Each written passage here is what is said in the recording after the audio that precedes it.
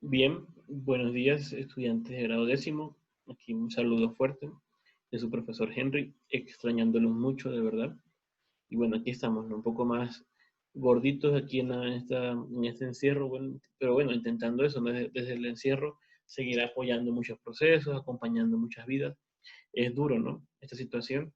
Eh, Creo que muchos estamos conscientes, ¿no? Esta situación genera problemas económicos, problemas de la salud, crisis personales, estrés, miedo a la soledad, el mismo encierro, ¿no? Aunque estamos con nuestras familias todo el tiempo, las mismas caras, las mismas rutinas, creo que pueden hacer a veces como que desanimar mucho, ¿no? Y hacer perder a veces como de perspectiva el sentido de este momento, ¿no? Ante todo eso, estamos llamados como que a adueñarnos, ¿no? No dejar que la situación nos coma vivos, sino ser nosotros los que nos hagamos dueños de la situación y podamos seguir soñando, ¿no? Seguir recreando nuestras rutinas, cambiando hábitos, ¿no? Creciendo, haciendo un curso, cocina de música, leyendo, no sé. O sea, hay tantas cosas que hay que seguir haciendo, ¿no? Y sobre todo seguir cultivando la solidaridad, porque miren que hay mucha gente que nos necesita, ¿no? Que necesita ser escuchada en este momento, ¿no? Con problemas, ¿no? Entonces ahí te invito, ¿no? Y te pregunto, ¿ya has llamado a tu amiga, ya has llamado a tu amigo del colegio? O simplemente comenzó la pandemia y te olvidaste de todo el mundo. O sea, creo que es bueno cultivar relaciones, ¿no? Para sentir que los que están lejos los tenemos también aquí cerca, ¿no? O sea, que podamos seguir sintiendo que podemos vivir nuestra vida, nuestras relaciones, a pesar del encierro, ¿no? Bueno, dejando este saludo un poco ahí bien, eh, este video es para explicar un poco la guía que ustedes tienen, ¿no? La guía cognitiva uno, ¿no? Eh, bueno, en esta guía van a encontrar ustedes una información inicial que contiene los objetivos, ¿no? Los criterios de evaluación, los tiempos, ¿no? Es importante que ustedes lean con atención ese apartado para poder saber un poco lo que se va a hacer, ¿no? En ese sentido, ¿no? Eh, Luego de eso, ¿no? Es importante, como dice la misma guía, y ustedes lo pueden ver allí, ¿no? Que profundicen un poco los momentos de las lecturas, ¿no? Como siempre, ¿no? Hay un primer momento donde uno lee, sí, todo, y va incluso subrayando, ¿no? Las ideas que le parecen importantes, ¿no? También, pues yo soy de los que suelo colocar simbolismos, ¿no? Ante una frase que me llama la atención, pongo un signo de interrogación, de exclamación, o una frase que me genera pregunta, signo de interrogación, o la idea principal la voy subrayando de un color, ¿no? O sea, acostumbrémonos también a tener un sistema de clasificación propia a la hora de leer, ¿no? Para no hacer un doble trabajo luego, ¿no? En un segundo momento, con lo que ya tú subrayaste, puedes ahí fácilmente buscar los conceptos claves que maneja el texto, las frases relevantes, ¿no? Para finalmente terminar haciendo ese resumen, esa adaptación, apropiación de la lectura.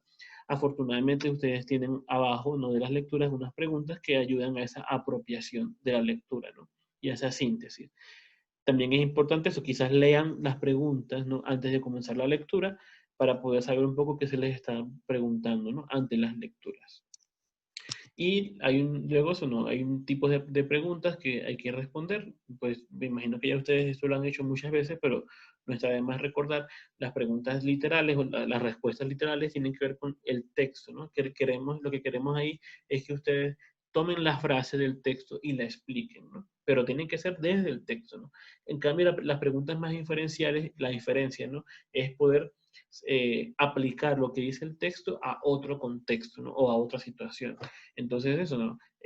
A partir de lo que dice el texto, hay preguntas que se le van a plantear para preguntarse los planteamientos del texto comparándolas con otra realidad, ¿no? Con otra situación. Y las preguntas de reflexión, evidentemente, son preguntas que van más, apuntan más a querer saber tu postura, ¿no? Ya tú has leído el texto, pero bueno, te toca también preguntarte ante ese texto y cuál es mi postura, qué opino yo al respecto, cómo yo entro a dialogar con los autores de esos textos, ¿no? Estoy de acuerdo, estoy en contra, ¿por qué? Entonces, ¿cuál es el propósito que creo yo que tiene el autor de fondo? Entonces, más o menos esos son los tres tipos de preguntas que tiene el texto, ¿no? De resto, creo que el documento está muy claro, ¿no? Tengan muy en cuenta las fechas de entrega, por favor. Y ya está de más decirlo, pero bueno, tengan en cuenta que se busca originalidad, ¿no? No queremos copias, no queremos, porque no queremos que ustedes tampoco se vayan a internet a copiar y pegar, porque hoy en día es muy fácil descubrir eso y sería plagio, ¿no? Y todo eso también a nivel del Ministerio de Educación está penalizado y evidentemente al final los más perjudicados son ustedes, ¿no? En ese sentido.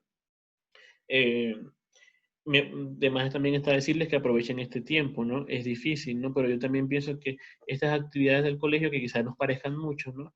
Son las que realmente nos pueden ayudar a oxigenar muchas veces en nuestro ambiente de encierro, ¿no? Porque te ponen en contexto, la lectura es mágica, ¿no? Te ponen en contexto con otros universos, ¿no? Te ayudan a pensar en otras cosas, ¿no? Y a seguir entendiendo tu realidad. En el fondo es eso, ¿no? Estamos atentos a cualquier pregunta, inquietud. Ustedes saben que pueden contar con nosotros. Muchos saludos y mucho éxito en esa actividad. Se les quiere y se les extraña mucho.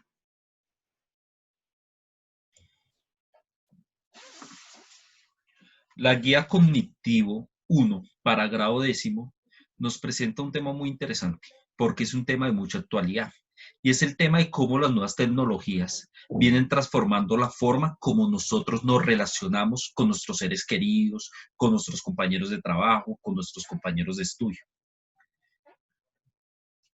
Pasó lo de la pandemia y esto transformó por completo la forma como nosotros estudiamos y como nosotros trabajamos. A principio de año sería impensable que las clases se realizaran de esta forma virtual. Quizás ya habían algunos indicios, algunos colegios ya utilizaban los recursos, algunos institutos, universidades, pero era un recurso anexo, era un recurso que se utilizaba adicional, no era el recurso principal.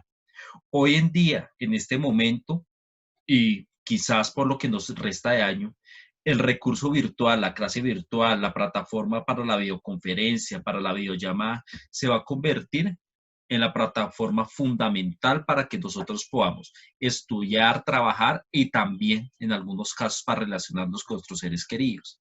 Esto quiere decir que nuestra cultura, que abarca la forma como nosotros nos expresamos, la forma como nosotros nos relacionamos con los otros, se transforme significativamente y de paso a una cultura de carácter virtual, una cultura totalmente distinta, que modifica la forma como nos relacionamos. Por ejemplo, ya hacemos uso de emoticones para eh, manifestar emociones, hacemos uso de memes para manifestar de pronto aspectos jocosos, para manifestar un chiste, y ya se vuelven momentos en común, sí. Un emoticón prácticamente cualquier persona lo entiende.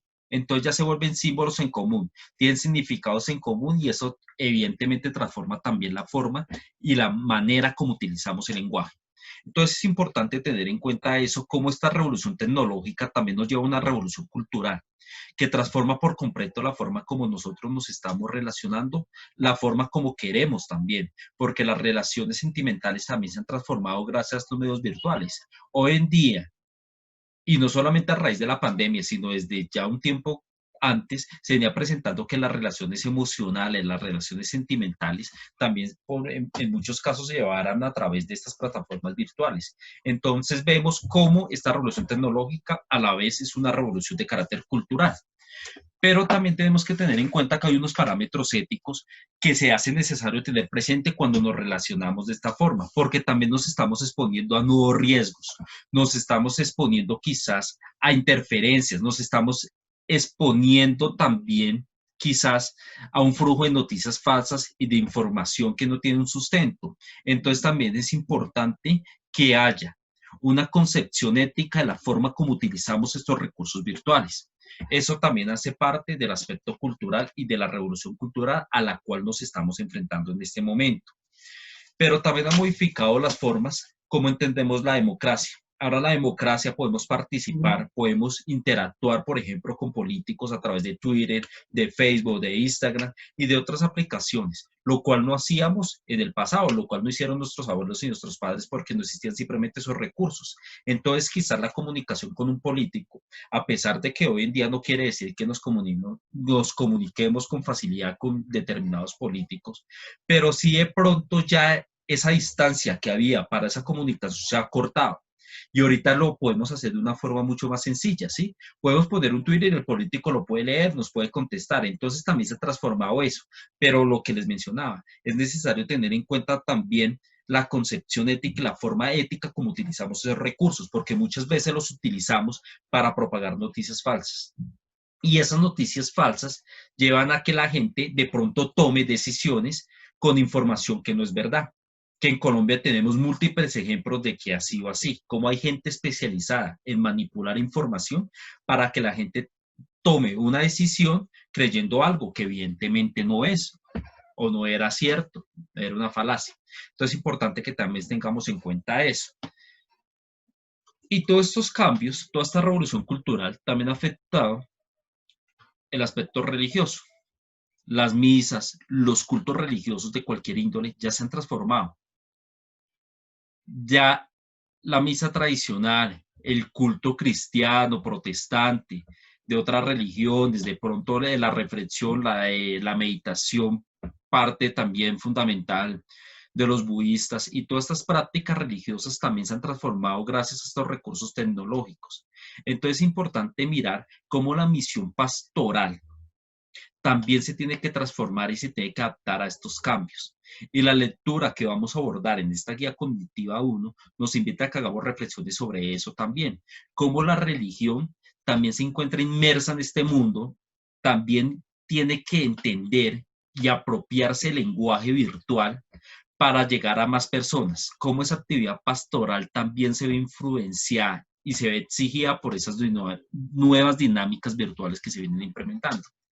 Entonces, es muy diciente como hoy, por ejemplo, en estas circunstancias, pero también desde un tiempo antes se venía desarrollando una misa de carácter virtual, cómo se hace una misión pastoral de carácter virtual y también entender cómo eso genera unas exigencias, pero también unos beneficios y unas ventajas, porque la virtualidad indudablemente permite que yo llegue a más personas en menor tiempo posible y que mi voz tenga más voz, tenga una mayor difusión.